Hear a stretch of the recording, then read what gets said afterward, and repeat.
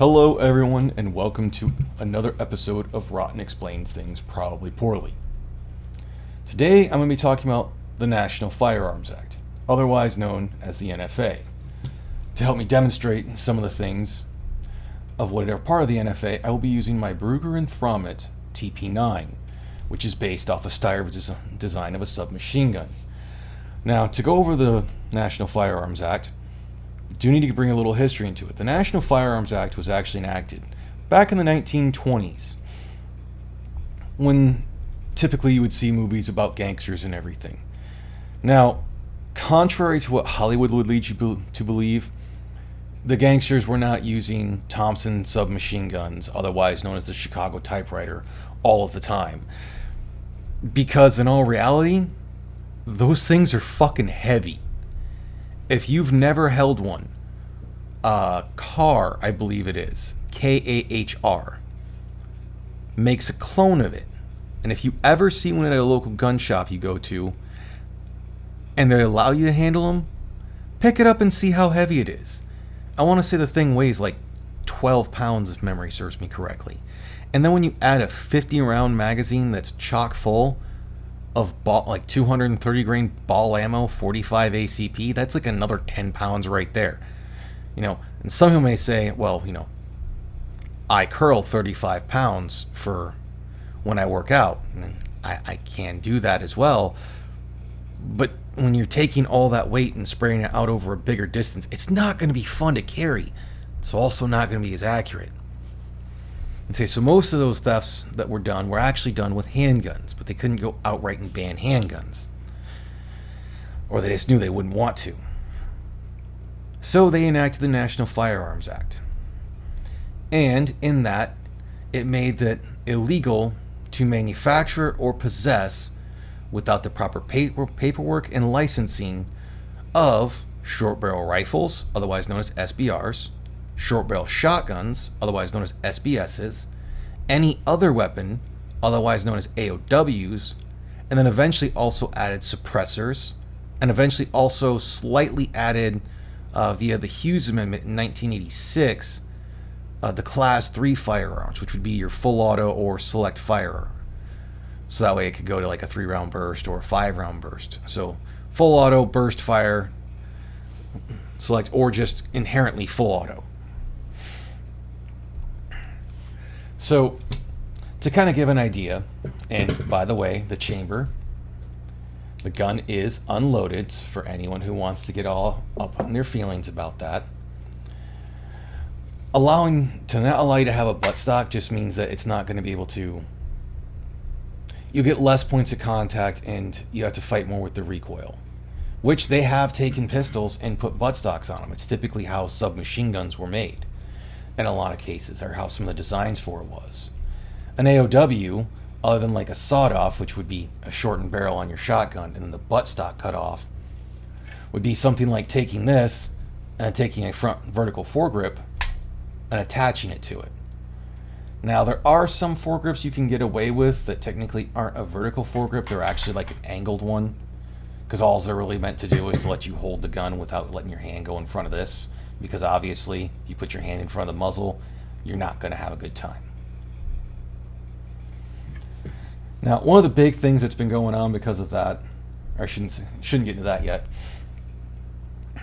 One of the big things that was at the time that made it to where the average person could not afford to have one of these firearms was the tax stamp you had to pay, and it's a non-refundable. So, pass or fail the background check of it, you don't get that money back if you fail. And it's $200.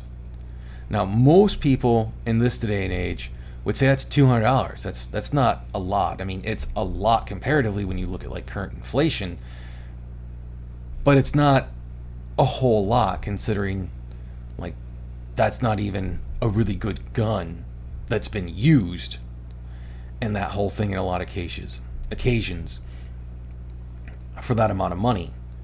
But if you look back, in 1920, $200 was usually more than people's families' life savings. Now, the only good thing they did with this law was the fact they made it that you couldn't raise the tax stamp with inflation. That was written into the law. Now, we've had different things that have tried to go through and either remove certain items, typically only remove certain items from the NFA. One of the big ones that came, I think it was around 6 or 7 years ago, was the Hearing Protection Act. What it would have done is removed suppressors, otherwise to most people known as silencers, from the NFA. And the way they were going to go about it was have a person buy the suppressor like they would a firearm. You would still go and fill out a 4473 and have a background check performed. The only way it wouldn't happen that way is if it was a private party sale. And that all typically depends on the state. Well, obviously, a lot of people went against that, especially in the government, because they were like, oh, if we do that, they're going to have shootouts in the airports. Well, I'm going to tell you, that's a bunch of Hollywood bullshit. They're called suppressors. Even call them silencers. Very, very few guns that can even get to the point to where it's like you wouldn't be able to hear it. You would still hear the action. In majority of firearms, since they're not using less than subsonic loads, it's still going to be loud.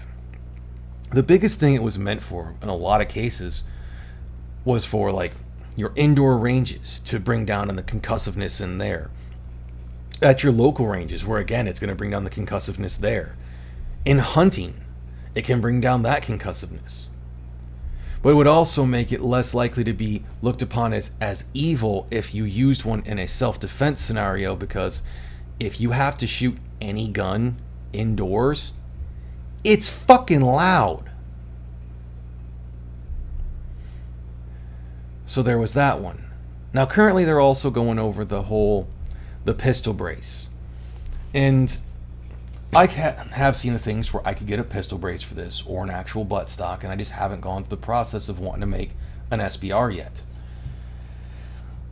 Well, one of the big problems that's been with the pistol braces was the way people went about them. Now, putting a pistol brace up to your shoulder does not redesign it. It doesn't. But the major problem was there was too many people who were using the pistol braces incorrectly. Now, typically when you have the pistol brace, depending on which one you're looking at, instead of just like the stabilizer fin, a lot of them have straps that are meant to go over your arm, because they're meant to be for people who have like weaker wrists and everything, so they can actually handle the recoil a bit better. So instead of pushing it all into their wrist, it pushes it into the arm. And so there was that one.